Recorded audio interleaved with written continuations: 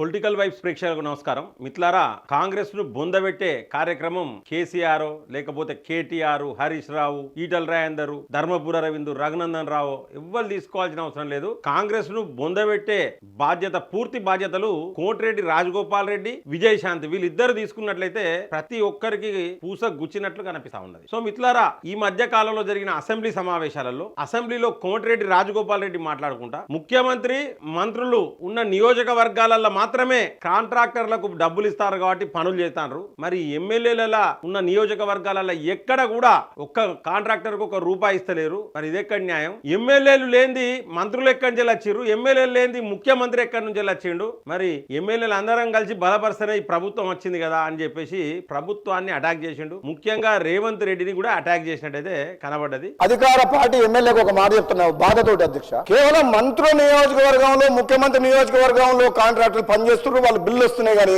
ఎమ్మెల్యేల నియోజకవర్గంలో మాత్రం బిల్లులు రావడం లేదు అధ్యక్ష. ఇది ఎందుకు? ఎమ్మెల్యే లేకుంటే ముఖ్యమంత్రి మంత్రులు ఉన్నారు అధ్యక్ష. ఈ ప్రభుత్వం ఉందా? ఈ ఎమ్మెల్యేలు అందరూ కలిస్తేనే ప్రభుత్వం గవర్నమెంట్ ఫామ్ అయింది. గవర్నమెంట్ ఫామ్ అయితేనే ముఖ్యమంత్రి మంత్రులు. మంత్రుల జుట్టు అడుక్కోవాల్సిన పరిస్థితి, ముఖ్యమంత్రి దగ్గర బిల్లు కోసం పోవాల్సిన పరిస్థితి ఏంటి అధ్యక్ష? ఇది చాలా బాధాకరం. ఎమ్మెల్యేలకు ప్రయారిటీ ఇవ్వాలి.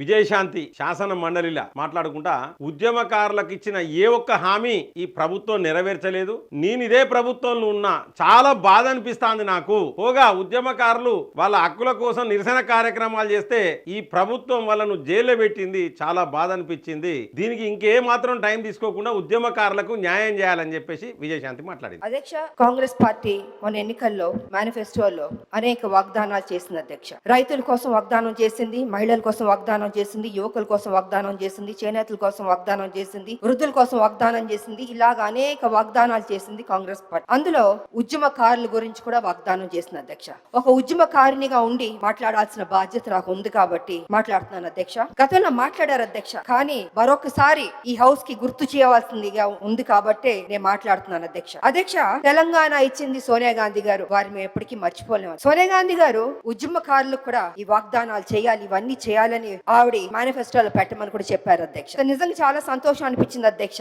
అనేక వాగ్దానాల్లో ఉద్యమకారులకి చేయడం అన్నది కూడా చాలా గొప్ప విషయం అధ్యక్ష. ఉద్యమకారుల్ని గుర్తు పెట్టుకోవడం అన్నది చాలా ముఖ్యం అధ్యక్ష. ఏం వాగ్దానాలు చేశారంటే అధ్యక్ష, 250 గజాల ఇళ్ల స్థలం ఇస్తా అన్నారు. ఆ ఇళ్ల స్థలంలో ఇల్లు కట్టుకోవడానికి 5 లక్షలు ఇస్తా అన్నారు. 4,000 పెన్షన్ ఇస్తా అన్నారు. 10 లక్షల హెల్త్ ఇన్సూరెన్స్ ఇస్తా అన్నారు. ఉద్యోగం ఇస్తా అన్నారు. ఇలాగ అనేక వాగ్దానాలు చేశారు అధ్యక్ష. నాకు నిజంగా చాలా సంతోషం అనిపించింది అధ్యక్ష. కానీ ఏమైందంటే అధ్యక్ష, అధికారంలోకి వచ్చింది కాంగ్రెస్, అన్ని జరిగిపోయిన అధ్యక్ష. చూస్తూ చూస్తూ 2 సంవత్సరాలు అయిపోయింది అధ్యక్ష.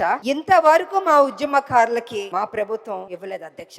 ముట్టడి చేశారు, అడుగుతున్నారు, ఏం చేస్తారు అధ్యక్ష? ఏమి చేయకుండా అరెస్ట్ చేశారు అధ్యక్ష. మరి వీళ్ళిద్దరి మాటలు గనక వింటే ఏమనిపిస్తా ఉన్నదంటే మిత్రులారా, ఇప్పుడు ప్రస్తుతానికి మంత్రివర్గం ఉన్నది. ఈ మంత్రివర్గంలో రాజగోపాల్ రెడ్డిని పక్కా పెట్టాలి, విజయశాంతిని పక్కా పెట్టాలని రేవంత్ రెడ్డి స్కెచ్ చేసిండి అన్నట్టుగా. అలాగే మరి ఒకవేళ నిజంగానే ఈ యొక్క కోటిరెడ్డి రాజగోపాల్ రెడ్డికి, విజయశాంతికి గనక మంత్రి పదవి గనక ఇవ్వకపోతే, అంటే వీళ్ళకు ఇచ్చిన హామీ ఏంటంటే మంత్రి పదవి, ఈ మంత్రి పదవులు గనక వీళ్ళిద్దరు రాకపోతే ఖచ్చితంగా కాంగ్రెస్ ను బొందబెట్టే కార్యక్రమం చేస్తారు. వీళ్ళిద్దరు అటు రాజగోపాల్ రెడ్డి, ఇటు విజయశాంతి వీళ్ళిద్దరు మాట్లాడిన ఈ మాటలను ఢిల్లీ పెద్దల దగ్గరికి కాంగ్రెస్ అధిష్టానం తీసుకుపోయింది. విజయశాంతి మాట్లాడినప్పుడు శాసన మండలిలో పిసిసి చీఫ్ మహేష్ కుమార్ గౌడ్ కూడా ఉన్నాడు అక్కడ. మరి వీళ్ళ మీద చర్యలు తీసుకుంటారా అంటే, ఒకవేళ వీళ్ళని గనక సస్పెండ్ చేస్తే కాంగ్రెస్ క్లోజ్, సస్పెండ్ చేయకుండా కాంగ్రెస్ క్లోజే.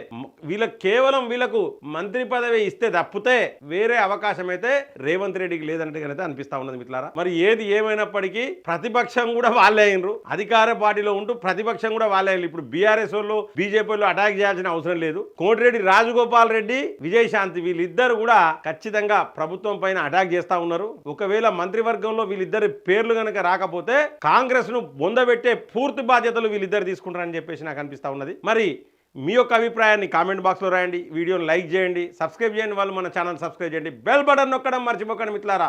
జై హింద్, జై భారత్.